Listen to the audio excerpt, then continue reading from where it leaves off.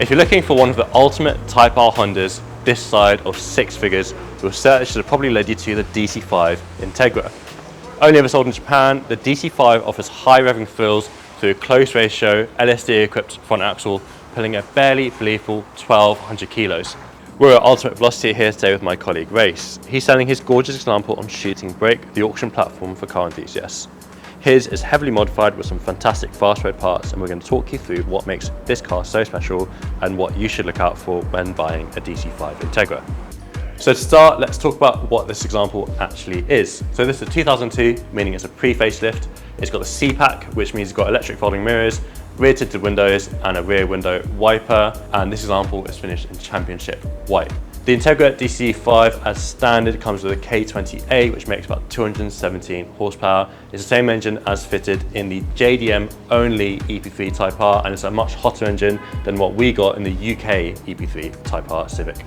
This example is now fitted with what's called a Frankenstein, which is a K24 bottom end from a Honda Accord Type S and a K20A head, meaning you get the benefits of the free-flowing, high-revving head and the torque from the 2.4 litre engine. The engine build was carried out by Mahir at MK Performance in March 2024. The original K20A head was mated to a K24 bottom end sourced from a low-mileage automatic Honda Accord Type S. Everything was refreshed, including the timing chain and tensioner, the oil pump and cooler, head gasket, upper gasket set, spark plugs, and the coolant was placed alongside the gearbox oil. It was then matched by a Remain at race car, where it made a very healthy 270 horsepower on the dyno, a massive improvement over the standard 217 horsepower of a K20A. The full specification includes a Integra DCAT, an RM01A catback system, a short ram carbon intake, which is custom made, a Mishimoto radiator, a hybrid racing coil pack cover, hybrid racing fuel rail, a skunk to 74mm throttle body, a skunk to Street Pro intake manifold, a Cytec Motorsport 340 LPH fuel pump, ID 1050X injectors, a Link G4X ECU, and a clockwise motion drop-in buffer sump to protect that bottom end. To help put all that power down on the ground, this car has had a whole host of chassis upgrades. So to start with, we've got Meister R coilovers connected to Sparco lightweight wheels and Michelin Pilot Sport 4s.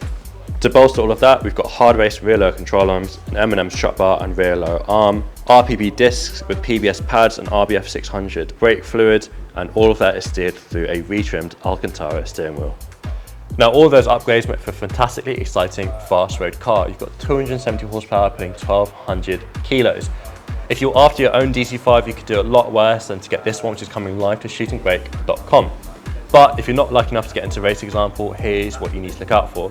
Now, I'd love to make a 10-minute plus video about a buyer's guide for these, but to be frank, with it being a Honda, there's frankly just not a huge amount to look out for. The biggest thing is rust, with it being a Japanese car. Now, they never sold the DC5 in the UK. As a result, every single DC5 in the UK is a great import from Japan. Ideally, you want to find the latest import example possible. This example was imported in 2015, but when it was first received into the UK, it was fully undersealed and it's got a massive photo file showing exactly what the condition was before. As a result, you can bid on this one in confidence, knowing that it's not rusty, as this video will show. In terms of the biggest weak points on the car, you've got jacking points and sills. You want to make sure they're not crusty, and ideally you want to get underneath the car and poke a screwdriver around to make sure it won't go through the metal. You've also got the rear pockets over here and the rear arches, which are easy to see when you're viewing the car, and that's about it. Obviously have a look at the MOT history when you do so, and aside from rust, some tired examples can suffer from worn gearbox synchros and smoky engines, but this will be obvious when you test drive the car. The other things to look out for is crushed bolsters on the lovely Recaro SR3 recliner seats that this came with as standard. Aside from that, there's not really any hidden issues. They're fairly simple, mechanically stout cars that you can buy in confidence, knowing that they'll be alright.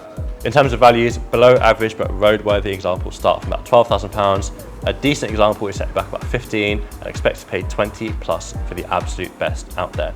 And that's really about it. My name's Galeb, you're watching Shooting Brake. This example is going to be live on shootingbrake.com, which is the auction platform for car enthusiasts. I'd highly recommend you buy it if you want a fast, exciting and well sorted DC5 Integra.